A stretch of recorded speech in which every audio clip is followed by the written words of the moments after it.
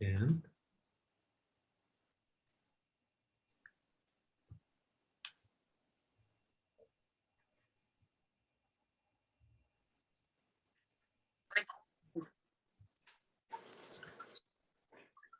right. Okay.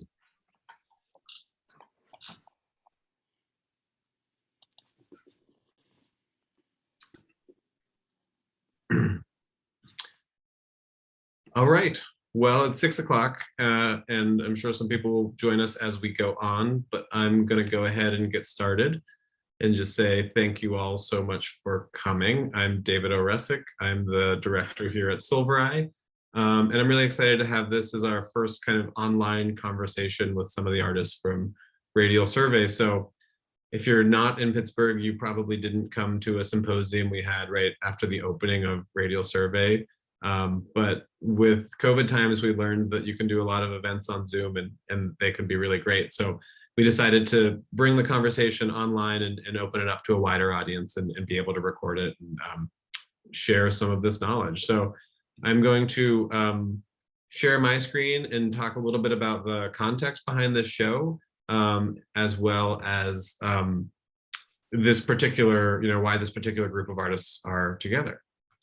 So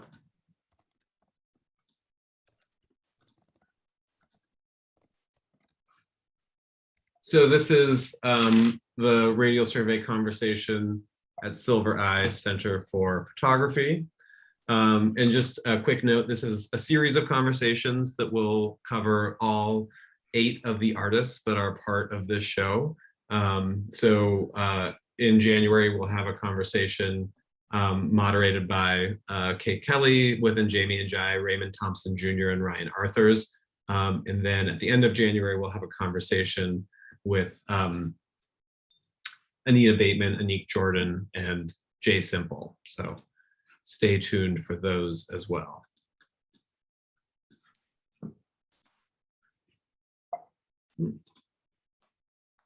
I also want to note, if you are in Pittsburgh, this Saturday we have another event. Jake Reinhardt, one of our most beloved Pittsburgh photography community members, just published an amazing new book with the Deadbeat Club called Laura Mountain Laurel, and he'll be selling books and signing books from 12 to 3 at the gallery this weekend too. So come on out for that. So just a quick note on what is the Radial Survey. If you're not familiar with this project and why these artists are coming together at all, the Radial Survey is a biennial exhibition that we conceived. We did the first one a little more than 2 years ago. This one was slightly delayed because of COVID. But it really came from this idea that we wanted to do a regional biennial and really celebrate the artists in our backyard and do an event that would sort of take a snapshot of what was happening in photography in our region. And we then had to decide what our region was, and that was actually a lot more complicated than we thought it would be. We're based in Pittsburgh, Pennsylvania, but we didn't necessarily want to do a Pittsburgh biennial or a Pennsylvania biennial. And we started talking to a lot of artists, and it really came up in many conversations that a lot of the artists we were working with were talking about their decision in one way or another to not live in New York City, or the reasons that they were not living in New York City, for all kinds of life, family, career preferences, but in a way that they were missing out on some opportunities, or often felt they were missing out on opportunities that were more abundant in the cultural capital of the world. And so we thought it would be funny, to draw a circle, to draw this radius around Pittsburgh and draw the biggest circle we could do that didn't include New York City. And this is the circle we came up with. And it's really huge, right? It's covers a lot of territory, but I think we found that these places, the artists working in these places, were working on a lot of themes that resonated with what we thought of as local, in all kinds of ways. And I think we'll see that in our artist presentation. So, places like Richmond, Virginia, Syracuse, New York, Baltimore, and of course, Pittsburgh here at the center. So that is the kind of idea behind the Radial Survey. So the 8 artists were selected from throughout the radius to make this exhibition. For the catalog, for this show, we commissioned 3 writers to kind of take on a group of artists from the show and kind of contextualize them within chunks. And Liz Park, who's with us today, we asked her to write about Hannah, Nadiya, and Nakia, and to try to help us think through some of the commonalities and the threads that were tying all their work together in some really interesting ways. And I would say Liz's essay and Liz's thinking about this show became really important for how I and Kate Kelly, who was working on the show with me at the time, began to just think about this all, which was, I think, this idea of what is inheritance ran through her essay. And, you know, what have we inherited and what are we doing with it? And you know, should we continue this line of inheritance as well? So I'm really excited to have Liz here to talk more about her work. And I just wanted to kind of start us off with a quote from Liz's beautiful essay. The essay is called From Our Foremothers. That's kind of part of the conclusion, where she says, by blood or not, families and foremothers tie us to a people, culture, and history. Inheritance may be given to us, but what we do with it is never a given. It is our responsibility to claim or reject our inheritance and our place within a culture and history. And I was really thinking in some ways about these 3 artists' work, about that idea of claiming or rejecting, you know, that it wasn't a given, that a lot of these decisions, especially for the early career artists that are shown in this show, are thinking through that idea of claiming or rejecting. So with that, I'm going to pass it along. Each of the artists will present on a little bit of their work and their installation. And then Liz will share some thoughts. And then what we'd like to do is open it up to a conversation with everyone here and be able to dig a little deeper on some of the work and think it through together. So first up, we have Hannah Altman, and A Permanent Home in the Mouth of the Sun and Kavana are the 2 series that she showed work from. Yeah, thanks. You can just kind of like scroll back and forth between the slides, because I'm not referencing anything in particular until kind of the end. Did I freeze? No, you're good. Oh, I think oh, I'm back. Okay, I froze for a moment, but I'm back. Apologies if I'm choppy. It's storming outside of my window right now. But I'm really excited to be here. Thanks for having me. The show is so beautiful, and I'm really glad that I got to see it in person. And thanks to Liz, of course, for this really thoughtful essay in this catalog. My photographs in this show are narratives that build from Jewish ritual and motifs in the folklore around Jewish ritual. I'm interested in translating Judaic symbols and the ideas that they construct into photographs as a way to really think about world building and think about Jewish collective memory. And to give some context, at the time that this work had started to manifest, my maternal grandmother had recently passed away. This was in 2017. And my family was spending a lot of time clearing out my grandparents' closets, where we were finding belongings that I was really drawn to. And a lot of them had no clear date or location or really any sort of hierarchical structure of importance. You know, we would find really detailed handwritten memoirs describing her time as a Holocaust refugee and immigrating to the US that were directly on top of notes that kind of just described nothing. They were note cards, they were, you know, notes to self, they were descriptions of gifts to write thank yous for. And this lack of sort of linear nature I was really drawn to. And so I was really drawn to this archive and the way that they were functioning, but also the way that they were building up the world of my grandmother. And so at first, when I was thinking about this line of work, I had started documenting, you know, these found objects, both Jewish and secular objects, in a really very straightforward way. It was serving as a mode of documentation, as really just like going through the things, documenting the things, and creating sort of evidence. But as I kept working with the objects, I wanted to activate them more, and I wanted them to be sites of narrative in a photograph. So I wanted them to be, tools of not something to look at, but something to look with. And so making work in this mode really feels connected to this idea of Jewish collective memory, the idea that all Jews share a past in the present tense, by repeating stories and performing rituals and passing down heirlooms for a future tense. And it also really feels connected to the ways that both written and verbal Jewish folklore stories are often told. It's not necessarily linear, but it's not a circle. It's a kind of overlapping spiral. There's no clear beginning, there's no neat ending. And these stories often kind of float in time, or, kind of above time, if you will. And that sort of mysticism allows for some really interesting relationships to form between Jewish motifs and this time-based media like photography. And so the works included in this exhibition hold Jewish narratives in different ways. Sometimes that appears via very physical object-oriented symbolism, like the shin on the chest. The shin is a symbol on a mezuzah that demarcates a Jewish home. So what kind of narrative does that say to place on a body that can move and find home anywhere? But sometimes that appears via invisible motif or more looser theme, like blowing a glass bubble. Or David, if you want to go back to that slide. Blowing a glass bubble is something that will never burst. It's not temporary. To kind of think about larger ideas of Jewish perpetual wandering and diaspora. And so these things exist together. There are images in this show that have these sort of like moments of direct reference, and then moments of sort of non-physical reference.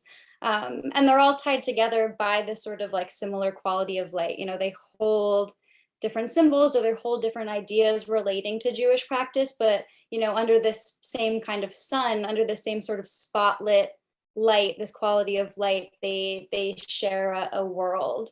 And so that I think is a good intro to some of the works in this exhibition. Thank you, Hannah. Next up, we have Nadiya, and All the Orchids Are Fine. Hi. Okay. Well, always follow Hannah. My project is called The Orchids Are Fine, and it started out as really an investigation of family in general, and then started to become a bit more narrow, focusing specifically on the women in my family. And this sort of shift, going from like my larger family to specifically looking at the women in my family, happened right around the time that the shutdown happened. And then I found out I was pregnant with twins. And in coming to thinking about this exhibition, and like in this installation in particular, I was thinking a lot about how to create a dialogue around these mothering relationships within a small amount of space. And so I did that by, I think these two images on the sides are two of a number of like photographs from the family album. And I was thinking about how to, sort of like visually map these relationships, not necessarily in a linear fashion. That's sort of, and then I think a couple of slides later, you'll see the actual installation of sort of, sprawled throughout the wall, to sort of like force you to sort of, encounter these different women in the family at different times, different phases of life, and then draw these connections for yourself. And I play a lot with scale when I'm thinking about installations. Sort of like one of my ways of thinking about, trying to articulate differences within these relationships, within these experiences. There's like the family photographs I mentioned, and then there's these more sort of playful parts that I think of as being, that I encounter in a way that's a bit more spontaneous. And then there's ones that are very much like, the top left, which is a portrait with, somebody in my family that's much more staged. And so I also think about how to put a variety of images. And so there's quite a range of visual modes that's really happening. And again, I think about that in terms of this like destabilization of taking these photographs from the family album and then, you know, compiling them with my own photographs, some of which, like the top right of me when I'm pregnant with my twins, the pink dress, that still sort of speak to a vernacular imagery, and then others that sort of shifts in and out of that in a lot of different ways. Yeah, I also, one of the things that I was thinking about, like Liz, you mentioned, or David, you mentioned Liz's like conclusion, talking about claiming or rejecting our inheritance. And the thing that I wrote down that I immediately thought of was, I think in my work, even to sort of like under that umbrella, I think about questioning or like interrogating, and maybe even existing in this space of like, do I claim like the actual activity of like bouncing in between those things? Like maybe one day I'm claiming it, maybe the next day I'm rejecting it. And even that as being something that's fairly fluid in its complexity. So yeah, I'll end it there. Excellent. Thank you. Here's a few more install shots. And Nakia, tell us about Mass Production Comes Home.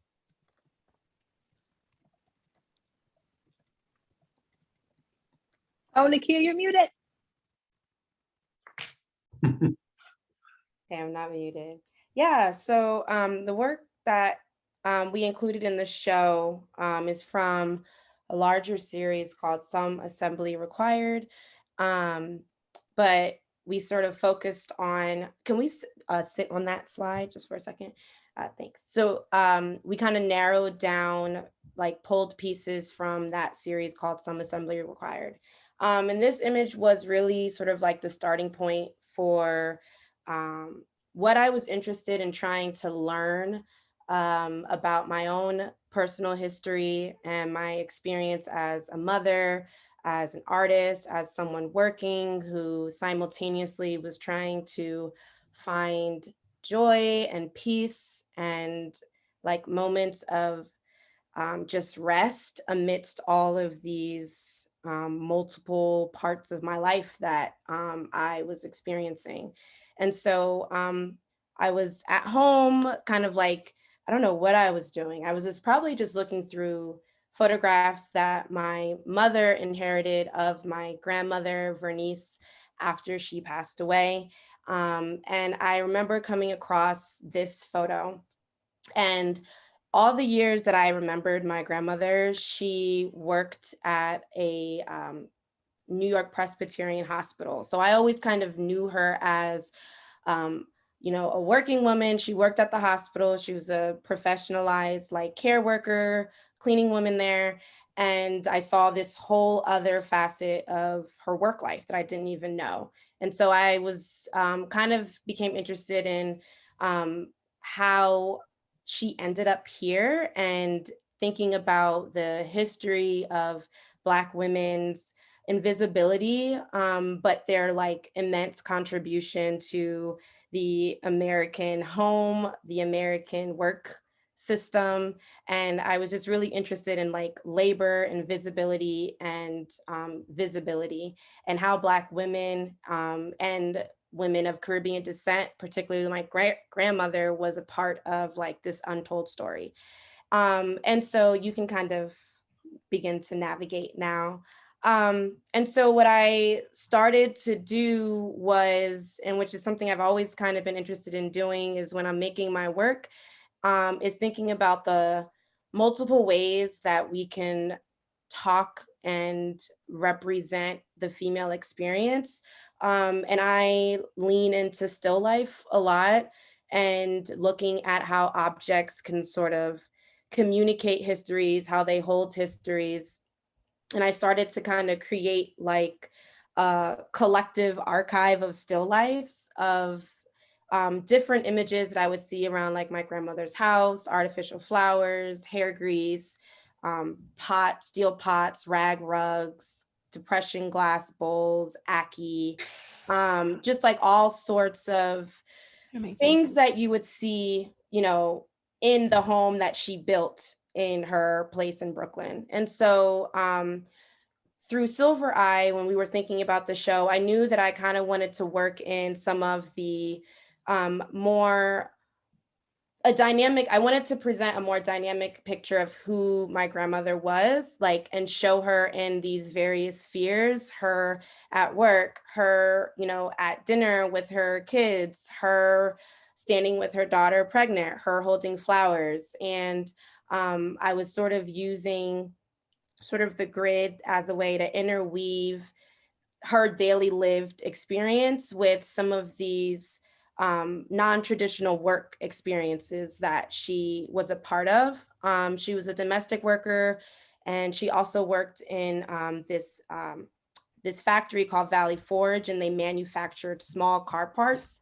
And at the time, they were really trying to like recruit in women in these like non-traditional industries. And you know, as I sort of find ways to exist as a mother and a parent and someone who's working and trying to kind of balance all of these different facets of myself, I really leaned into wanting to learn more about my grandmother, talking to like my aunt, talking to my mom, and just trying to like weave together this story of a woman who's relatively unknown to most people, but she's very important to me. And she sort of represents like this larger experience that, you know, mothers, parents, people of Caribbean descent, when they come into the US, like this is just a part of, you know, some of the experiences that they've kind of gone through. And so a lot of this work is about looking at women's role within like the labor industries and how we're rendered invisible, but trying to, you know, correct that condition that happens that renders our work invisible. And that's kind of how I came to this, showing this work. Thank you, Nakia. And so, well, maybe I'll just leave it on this slide. And, you know, Liz had the opportunity to speak with everyone and like I said, do some of the synthesizing work for this. So Liz, tell us your process with engaging with all these works as a writer and a scholar.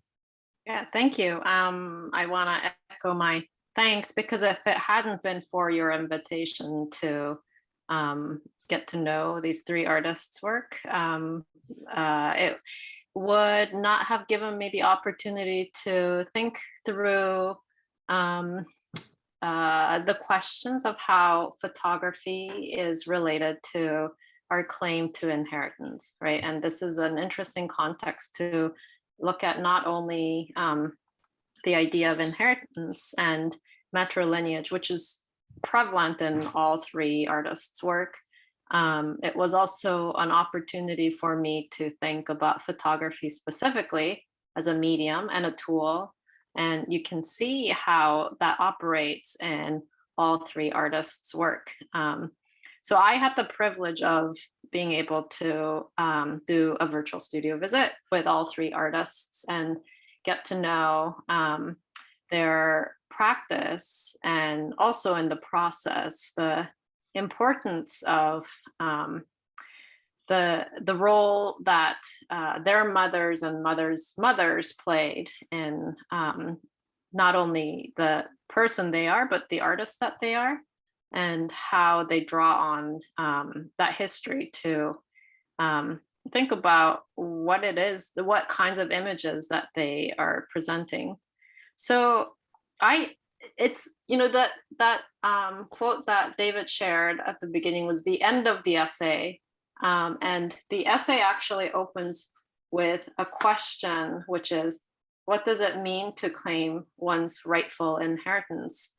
Which, you know, makes me think a lot about like what exactly is inheritance, right? And when I am thinking about inheritance, matrilineage, and I use the word foremothers a little more generally, because I do not want to be trapped by a biological definition of motherhood. And I want the the concept of family to be a lot more fluid than what it is, what it could be. So that we have the most generous definition of both motherhood and family. So I was thinking about, okay, what historical and within photo history, like when we talk about motherhood and inheritance, what came to my mind most immediately is Migrant Mother by Dorothea Lange, which is this black and white photograph of someone who's suffering from economic destitution with 2 children clinging onto her. And I was thinking, well, what kind of history are we born into? What kind of culture and communities are we born into? Because we're never outside of history, and we're never outside of a community. So all of those questions came to me when I was looking at Hannah's, Nakia's, and Nadiya's work, and thinking about, how is the photography a tool for them? Sorry, my cat is jumping on the shelf behind me. So I wanted to kind of pose a question that I thought would be something that applies to all 3 of the artists. Like, what does photography have to do with the idea of inheritance? And I think that as much as the 3 artists share it, photography acts a little differently. And I kind of was gleaning that from the 3 artists' conversation earlier. Hannah was talking about photography as initially kind of beginning to use it as a tool of documentation and evidence for the things that her grandmother left behind. And also, I kind of was reading in between the lines, and for me, it sounded like photography or photograph was a container for symbols that she was investigating. And Nadiya was talking about this dialogue around mothering relationship and how photography is able to capture these slices and moments, these snapshots that kind of address these dialogue that are happening in real time. And for Nakia, I was thinking about how in a similar way that Hannah was using photography initially as documentation, you're creating an archive, a photographic archive that is trying to make sense of the life of this woman who was very important to you. So I'm thinking about how photography becomes a vessel and a container for so many different desires and ideas that you have. Shut up. So maybe that's a good point to kind of open it up to questions for all of you. Maybe can you go to the next slide, David? So my first question is, what does photography have to do with inheritance, matrilineage, and our foremothers? And I really thought about this question in relation to an experience that probably many of us have had, which is being left with a set of things, objects, and among them are photographs, right? Being able to touch that piece of paper or a frame that has an image in it, or a locket, or anything that kind of contains a photographic imagery of somebody who came before us that meant a lot to our existence. So I was thinking, well, what is this? What is the relationship of this medium in various physical states let's stick to physical states maybe for the purposes of this discussion, to our notions of inheritance and our matrilineage. So maybe I will kind of throw this question to all three of you, all three of the artists first, before we kind of open it up to conversations with the rest of us. Hannah, Nakia, and Nadiya, please feel free to jump in and maybe share with us the experiences that you have had thinking about what we are left with as part of our inheritance, and the experience that photographs, the significance that photographs have within that inheritance. Mhm. It's interesting that you're using the word container, because I think that the three of our works in conversation have very different kinds of containers in terms of like a container of an inheritance, and it makes for a really interesting dialogue. But I think rather than container, a word that pops into my head is something more like translation of inheritance. You know, it's like it's being handed down these things, being handed down these objects or these ideas or this family line, and then not only having those objects to kind of hold and photograph, but to be able to like translate that into a photograph is kind of what starts to turn it from something that is only intrapersonal into something that is more like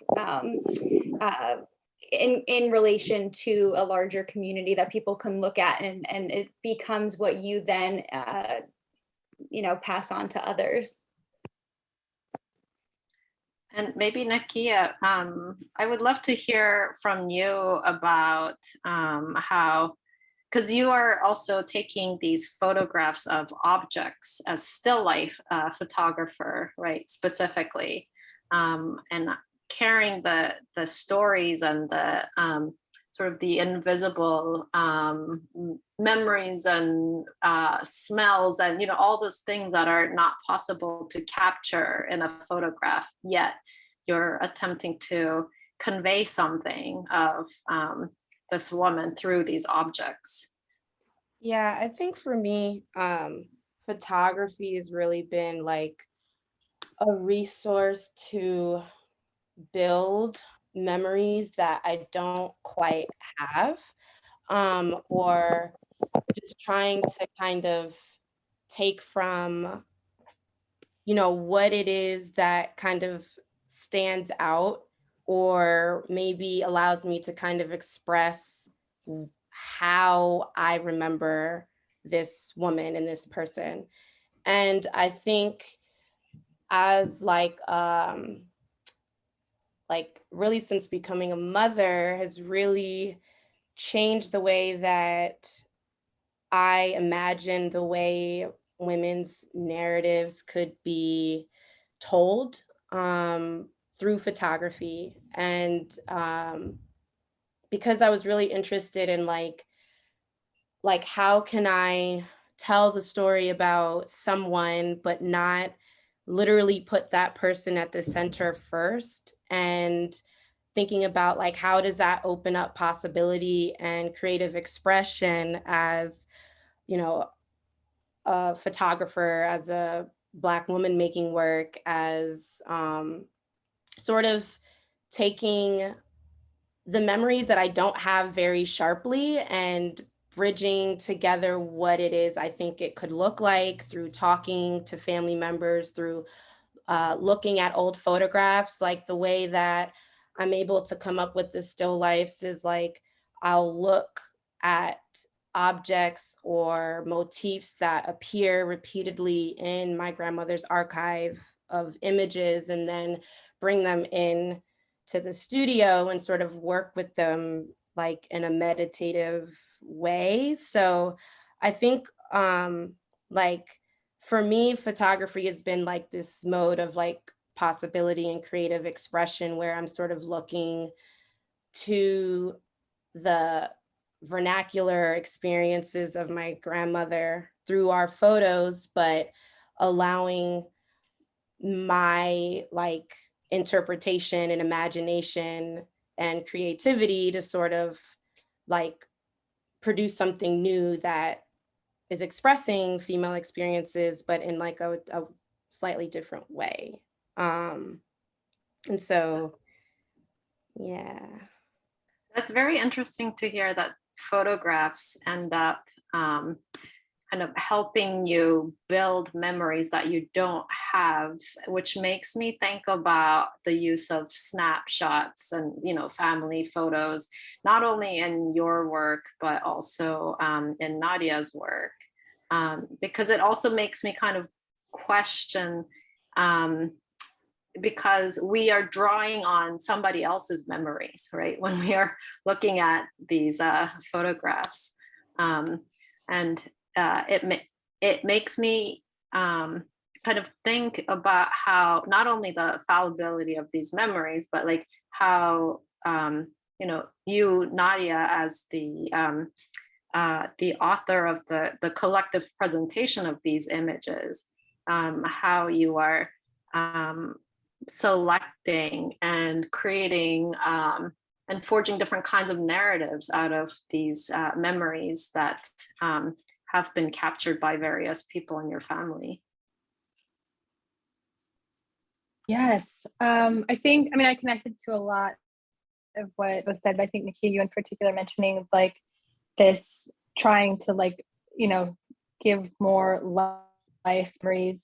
I think for me, it's more like memories that I don't have at all, of whether it's like places I don't have memories of at all because, you know, I'm like being, you know, child of immigrants, migrants. I don't actually have those memories myself. They exist in my mind as stories.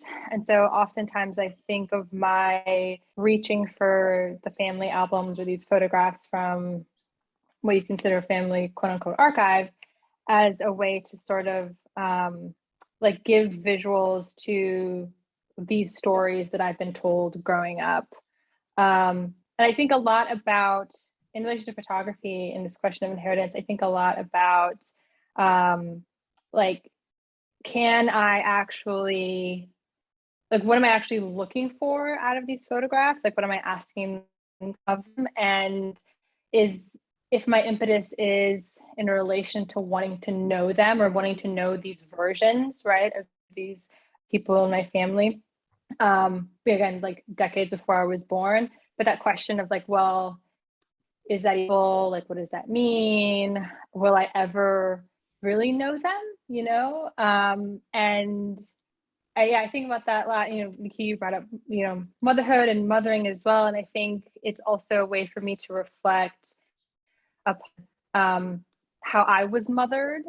And I think that was like one of the big shifts for me is like, you know, the photographs take on a completely different meaning when I'm reflecting on them, as I'm questioning mothering for myself and like how I was mothered and like these, you know, these like the multi-generational aspect of that, I think as well. Yeah, and I was talking to somebody recently and they told me about this word anamoya. I don't know if anybody's ever heard of it, but it means a nostalgia for a time that's not your own. And I've been thinking about that so much, and I felt like that's really like a really like good definition or like a word for what I feel really often, especially when looking at these photographs, is you know, like particularly photographs of my mom when she was growing up in Detroit in the 80s, the like late 70s and 80s, when they moved there. And, you know, this time, especially, you know, in terms of history and like Black identity, like that neighborhood, for example, doesn't exist in the way that it did for her. Like I can't go back there and experience it the way she experienced it. And I think the photographs inform that, like the sense of the, like the mythicalness as well. Like it makes a myth out of the past, which I kind of love, but also, you know, there's a lot of like problematics with that, you know, like it's literally just this one snapshot. It's really like, I don't have, especially my mom's childhood, I don't actually have a ton of photographs of her. But but that though these images be like me thinking about this as like that's her childhood, like that's a problem because that's not exactly it. But that balance and playing with that is really fascinating to me, and thinking about how things repeat. I think that's why I'm really interested in like repeating these same themes. Like I have, you know, there's the repetition of mother-child portraits and different eras, different countries, and seeing the visual patterns that come out, the thematic patterns that come out, what happens when I place them all together, and in this way of also marking time between all of us. Yeah, David, can we go to that last slide, because there was a question. I don't know whose question it is, but it's about our relationship to time using when we experience photographs, right? And how does a family album move into the future? And whose question is this, by the way? I love this question. Is it yours? That is my question. Thank you for Yeah. you know, when I was thinking about this, I've been spending a lot of time in the gallery with all these beautiful installations. And you know, there's a number of work, and it's not even just Nadiya and Nakia and Jamie's work, and some other works in the gallery really just like literally consider the family album. You know, pulling pictures from the album and bringing them into books or into the installations in the gallery. And you know, I've been thinking about this a lot. I mean, part of it I just find it moving because I think it's something like I thought about in photo school to do, and it was like literally just like mocked and rejected as like an acceptable art practice when I was a you know undergraduate at RIT. Like it was not art, and so I really like that that's no longer the case. And you know, I think like with like Nakia's installation, especially, I think that grid, I keep coming to this like this sense of a woman is like in many ways like almost palpable, like these images of her, especially in her workplace, and these like things from her life, and that are just like seem to hold a significance. I don't really know what that significance is. Like she's very present, but also like very gone. I think in the way that like I think about the people in my family's family albums, you know, I look at my grandfather who died decades before I was born, and he, you know, I mean, the other inheritance idea that I was thinking about that I just wanted to throw out there is like, you look like these people, like sometimes, right? Like, you know, you've inherited physical traits that you can't really reject, right? Like that is kind of a part of you. And there's something with that. And, you know, now like knowing these artists, you know, I'm thinking through that as well. So I guess I was just thinking about like one, you know, the sort of sadness that like probably family albums just like won't be made in this way. And I think that like, you know, Nadiya, what you were saying about a sort of a nostalgia for a time that you won't participate in, like, will your children, you know, and like I think about this as a parent too. It's like I think in the early years of parenting, or like maybe the early year of parenting, we're like, we're gonna make prints and paste them in an album, and then we just stopped doing it because it was like hard. But I don't know, I was thinking about this archive, that the physicality of this archive is so incredibly like moving to me and feels so incredibly important. And I feel like so many of these archives have just stopped in that way. And I'm wondering too, like, I guess, is that sort of stopping of the archive something that is a driving force towards all these artists, including them in these installations? So I don't know. I mean, I just rambled a lot, but I'd be really curious to see what, especially Nadiya and Nakia, who are using these family album photos directly in their work, like what you think about the you know, as mothers, as artists, like the future of these archives.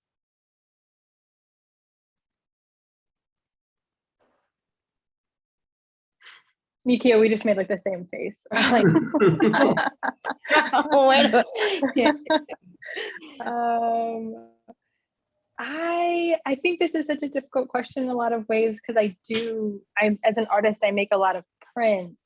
And so my quote unquote family archive that I create doesn't take the same form as the ones that I'm, you know, diving into.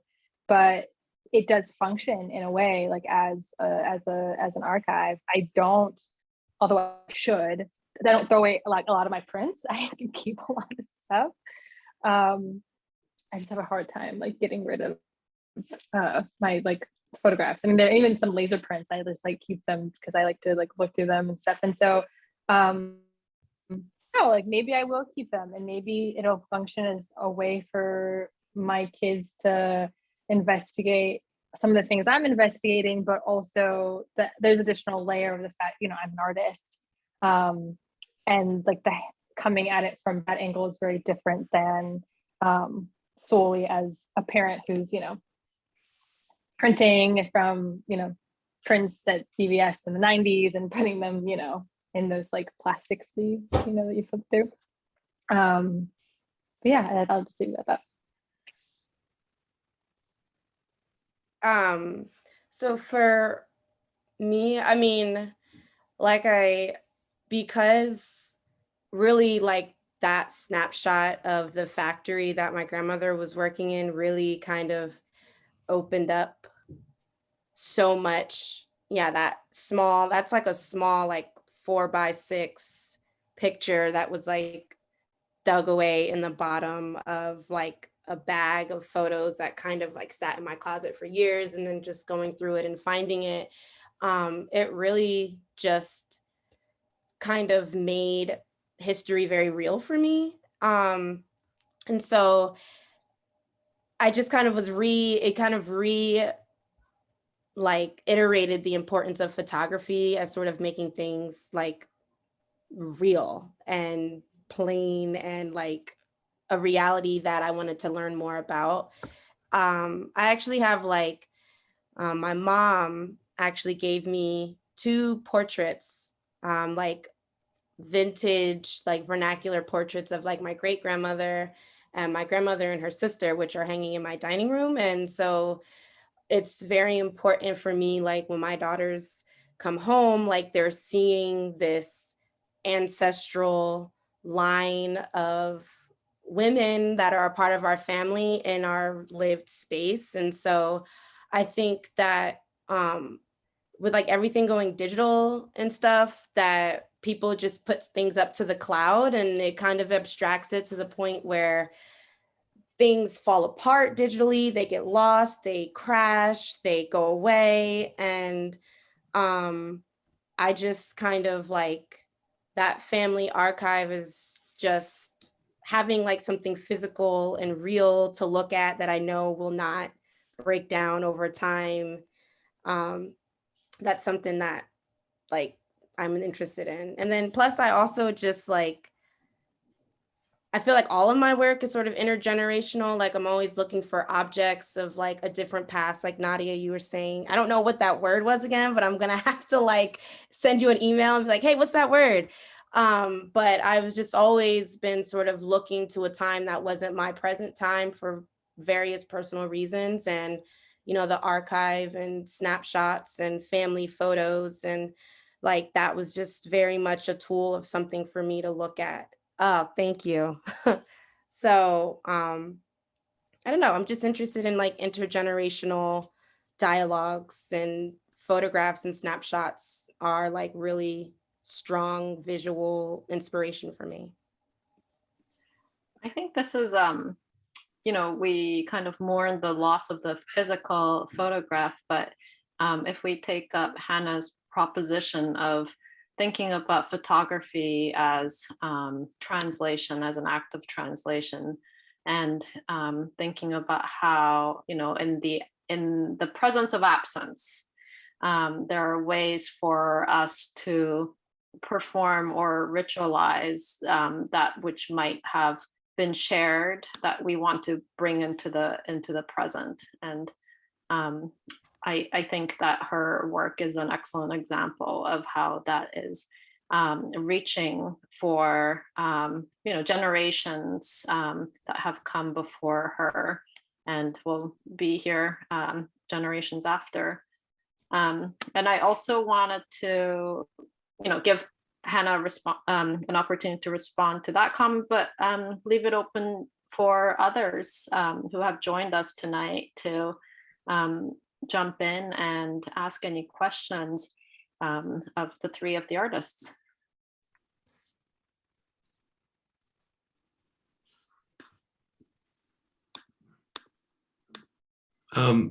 Hannah, if I can just like ask you one question that I was kind of thinking about, and maybe this is a question for really anyone that wants to. You know, I was thinking about how Nadiya and Nakia were talking about these like family album photos that they were inheriting and thinking with. And when I was thinking about your work, I think a lot about how ritual is inherited or not. And you know, I think we were talking earlier about how, you know, I grew up and was raised in the Jewish tradition. And these photos like don't connect with like any of the rituals that, you know, like they're very different. Like they they strike me as something you've created or synthesized out of. So I was like wondering, I guess my question is like, how do you think about ritual in terms of what you inherited through a tradition or a faith, and what you kind of created on your own, or what that combination was? Yeah, and it's definitely a combination because the selection of these photos that are in this installation shot is myself, a good friend, a stranger, and my mom. And so to have all of, you know, these people with very varying levels of intimacy, levels of knowledge of each other's past and presents and futures, and just have them kind of present this equal level where they're all fairly intimate photos. They're all these kind of like snapshots of something larger. I think it's really interesting because it makes them all tied under this umbrella of Jewishness, but they don't necessarily have to be born from the same type of like Jewish experience. Like I think your observation of being Jewish and looking at this work and being like, this feels different. See, it does that is definitely feedback I've received before, which I think is interesting, because I never received that kind of feedback when I was just documenting objects themselves. And so it feels so much more of like an activation of like what these symbols could be or what these rituals could function like in a photograph if we kind of allow space to let them kind of build their own narrative on top of being their own sort of like ritualistic practice. And that might not be like halakhically sound, like that might not be like sound according to Jewish law, but it's sound according to photographic law, if that makes sense. So they kind of like inhabit both worlds, and they feel connected to each other both in Jewish practice and in photographic practice, but they definitely are one foot in each, I think.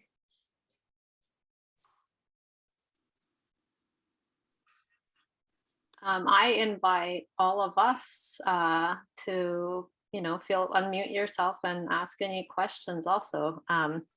This conversation has been very rich, but will be made richer with your input.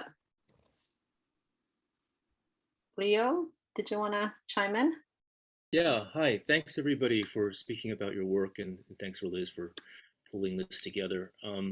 I just had an observation or maybe a question. I just thinking about looking at Nadiya and Nakia's family photographs. I felt very self-conscious in this presentation, where I see the family members in your photographs looking back at me, and I know they're not looking at me. They're looking at somebody in their time. And you have also recontextualized them in a way I think they're looking at you. This work exists because you are looking at them looking at you. And they're not for me. In one important way, they're not for me, but in another important way, you are putting them in the world so that a stranger to them could encounter them. And I just wonder if you have any thoughts about that, about either that experience of seeing these family members interacting with someone who isn't there, and also of you maybe claiming that, and also what you hope that somebody who isn't you might come away with. Any of those.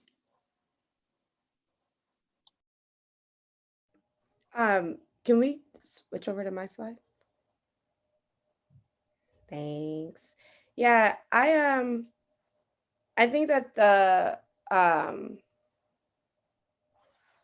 I don't have like any sort of, that's not something that came to mind. Like honestly, thinking about the audience wasn't something I thought about when making the work, because I think that if you kind of like are always putting yourself in the foot of the viewer or the audience, then you're kind of not allowing like your inner creative self to come past and come through. I also think that a lot of these images are like a part of a larger collection of images that don't regularly circulate or that have been lost. Like seeing my grandmother holding a protest sign and not even knowing that she was a part of like this collective action to create better working conditions for people, like not knowing that as a Jamaican woman, she participated in that type of work.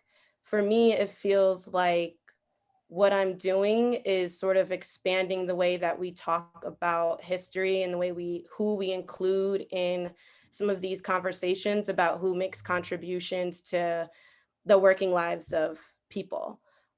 So for me, it really comes from a point of how can we expand what and how we talk about history, and we talk about how Black women or Caribbean women or migrants or immigrants, like how have they contributed to like how the world has come to be now. So I kind of feel like I'm doing more of like a service, and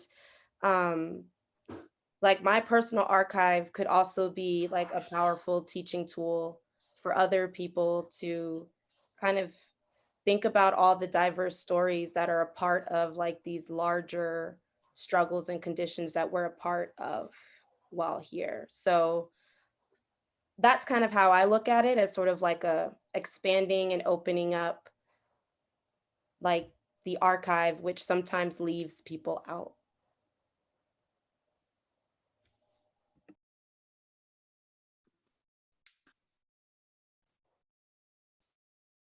So I think for me, I think about like through these family photographs that are very intimate, very personal. Like I'm sort of trying to suss out these questions of like how do we read others as family? Like what in what ways are we conditioned to think about what makes up a family? What does that look like? Who belongs to whom? And so in a lot of ways, as I'm continuing this work, I'm also asking myself these questions about like, what information do I include? What information do I withhold? As sort of like this way of revealing through the photographs, but concealing other information, and thinking about, thinking about what happens, if I just put all of these photographs on a wall, and then just say, this is what a family like, and sort of what takes place after that.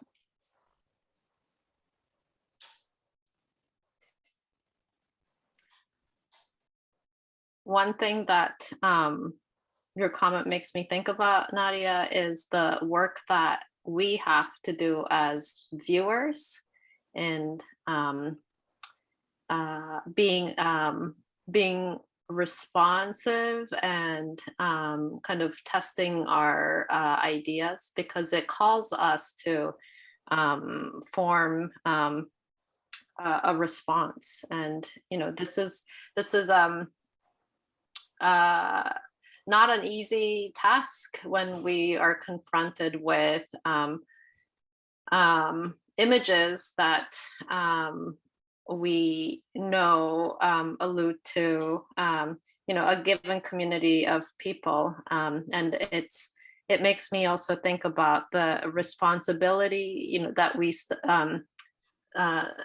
we kind of began this conversation with, the idea of an inheritance being given, but it's up to you what you do with it. Like that responsibility is on all of us, both the image makers and the ones who are in the position of viewing the images.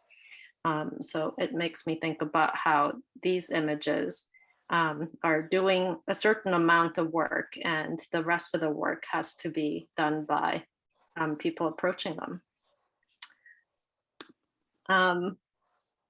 Maybe that's a good place to end the conversation with the work that we all have to do to, to respect the images and to be responsible, and to think about what these images invite us to, and how to respond to that invitation.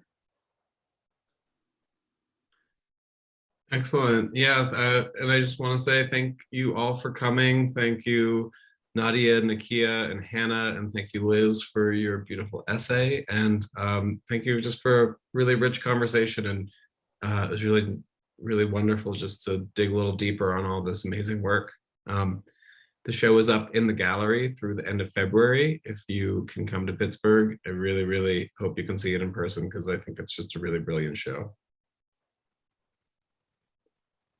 Thank you, David. And thank you, everybody. Thank All right. you. Have a great night. Good night. Take care. Thanks. Bye, everybody.